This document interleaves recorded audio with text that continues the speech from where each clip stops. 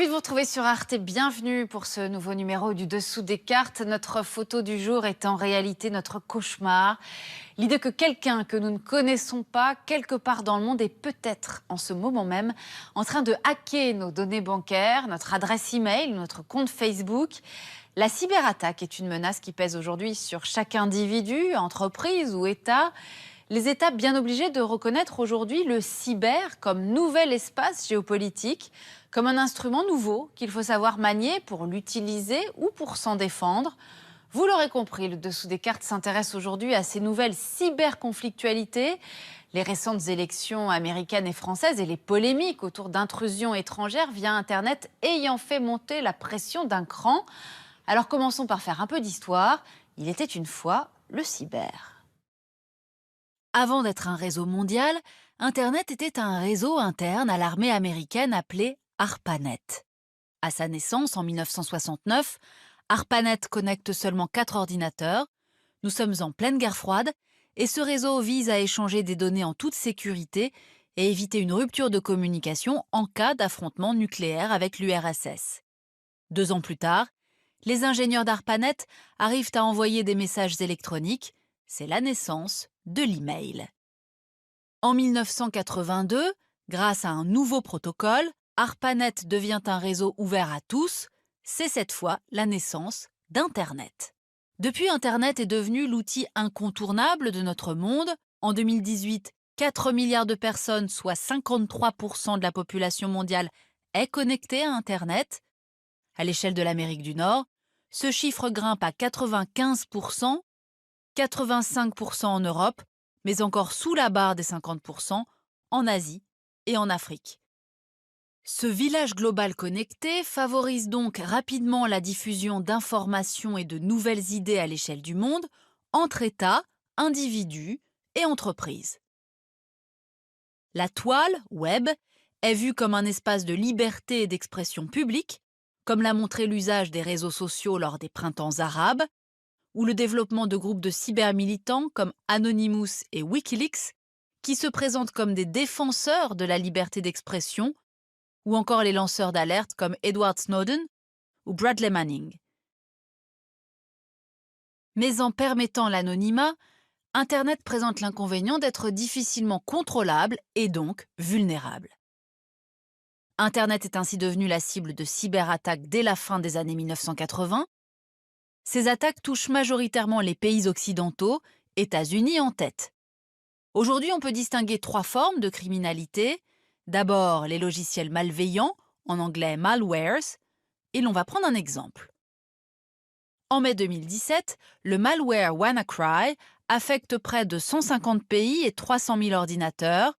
La Russie, l'Inde, l'Ukraine et Taïwan sont parmi les plus touchés. Cette cyberattaque repose sur un logiciel qui verrouille les fichiers Windows des utilisateurs piratés et les force à payer sous 3 jours une rançon pour être débloqués, d'où le nom de rançongiciel ou ransomware.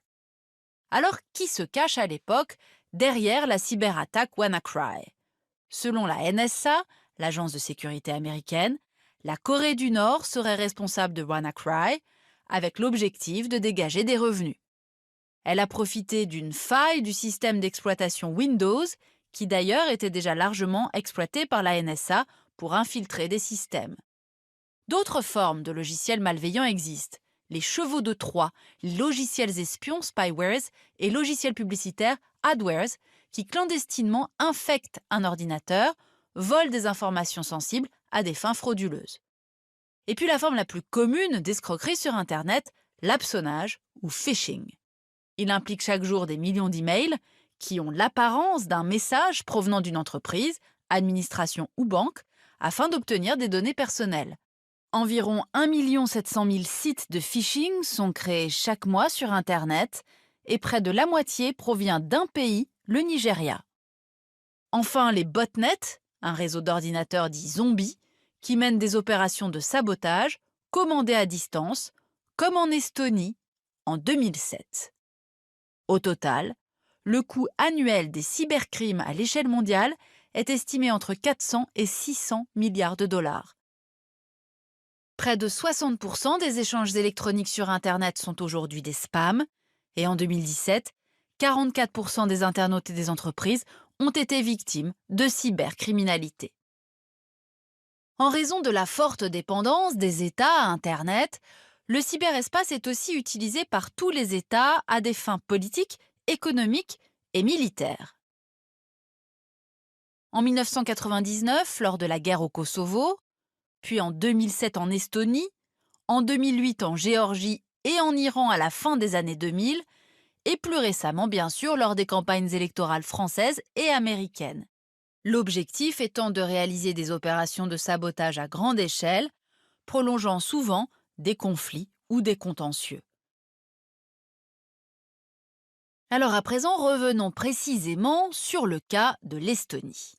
En avril 2007, l'Estonie est victime de cyberattaques de grande ampleur contre ses sites gouvernementaux qui paralysent les services publics estoniens et les médias pendant 3 semaines. Il est alors difficile de déterminer l'origine de ces attaques, car elles proviennent d'un réseau d'ordinateurs zombies, des botnets, localisés dans plus de 50 pays. Les soupçons vont se porter finalement sur la Russie voisine, la Russie qui aurait lancé cette cyberattaque pour s'opposer au déplacement du monument construit à Tallinn en l'honneur des soldats russes tombés lors de la Seconde Guerre mondiale, et ainsi soutenir les 25% de russophones que compte le pays.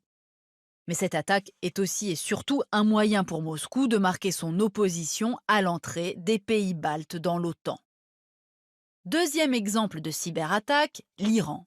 À partir de 2006, l'Iran, qui est en train de développer un programme nucléaire clandestinement, est la cible d'une opération ultra-secrète baptisée Olympic Games, développée par les États-Unis aidés d'Israël, régulièrement menacée de mort par Téhéran.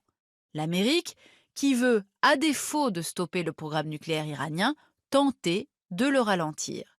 Les Américains interviennent alors militairement en Irak depuis 2003. Ils ont écarté l'option militaire face à la menace iranienne et ils vont choisir de privilégier des cyberopérations contre ces installations nucléaires.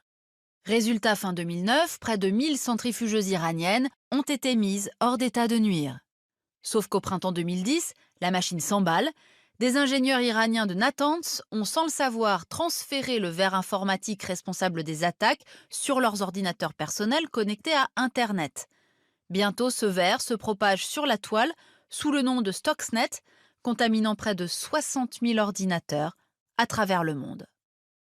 Du Kosovo à l'Iran, en passant par l'Estonie et la Géorgie, l'occurrence des cyberattaques au début des années 2000 donne à voir un paysage géopolitique nouveau dans lequel le cyberespace joue désormais un rôle clé. Au cours des années qui suivent, la multiplication de ces cyberattaques va conduire la plupart des pays modernes à redéfinir leur stratégie nationale. Ainsi, les États-Unis ont mis en place en 2009 un Cyber Command, un commandement militaire dédié au cyberespace, dont l'objectif est précisément de mener les opérations tant offensives que défensives de l'armée américaine dans le cyberespace. Quant à la stratégie de la Russie, on l'aura compris, c'est la cyberdéstabilisation. En Estonie et en Géorgie, par exemple, les attaques permettent moins d'obtenir des gains militaires que de déstabiliser la situation politique du pays cible par la désinformation. De même, en avril 2015, 3 mois après les attentats de Charlie Hebdo, la chaîne francophone TV5 Monde a été piratée par des hackers se réclamant de Daesh, obligeant l'arrêt des programmes pendant 2 jours. L'enquête a révélé que les responsables étaient un groupe de hackers russes, Fancyber, probablement financé par le gouvernement russe en réaction aux sanctions décidées après l'annexion de la Crimée. Et puis bien sûr, il y a la campagne présidentielle américaine de 2016. Le FBI alerte le Parti démocrate d'une possible infiltration de ses ordinateurs par des hackers russes. Quelques mois plus tard, presque 80 emails de la candidate Hillary Clinton sont rendus publics, l'objectif étant de dénigrer Hillary Clinton et d'afficher une préférence claire pour Donald Trump. Peu de temps après l'élection, l'administration Obama affirme avoir des preuves tangibles de l'implication du gouvernement russe et lui impose des sanctions. L'opération aurait été conduite par des hackers travaillant pour le compte des renseignements militaires russes. Même chose en France, contre le site d'Emmanuel Macron en pleine campagne présidentielle en 2017. La Chine est régulièrement pointée du doigt elle aussi pour son activisme en matière d'espionnage industriel. Par exemple, en 2003, les renseignements américains détectent des cyberattaques chinoises visant les laboratoires nationaux de l'énergie Sandia et des industries d'armement telles que Lockheed Martin. En 2005, la cible est même le Pentagone. D'autres États comme la Corée du Nord ou l'Iran, ainsi que des groupes terroristes comme Daesh, utilisent le cyberespace comme outil de propagande ou de sabotage et s'appuient sur des groupes de hackers chevronnés pour brouiller les pistes sur l'origine des attaques. Ainsi, en novembre 2014, les hackers nord-coréens baptisés Gardiens de la paix capturent des données confidentielles du groupe Sony, Sony qui a produit un film satirique sur Kim Jong-un dont les hackers exigent le retrait. On l'aura compris, aujourd'hui, aucun État, démocratie ou dictature ne peut se désintéresser de ce qui se passe dans le cyberespace, car c'est désormais aussi sur ce terrain-là que se jouent les nouvelles formes de conflictualité. Du coup, la cyberprotection est devenue un marché et un poste de dépense qui va crescendo. Ainsi, en France, la prochaine loi de programmation militaire prévoit un budget cyber de 1,6 milliard d'euros entre 2019 et 2025. Et l'armée française, qui ne comptait jusque-là que 3000 cybersoldats, en recrutera un millier supplémentaires.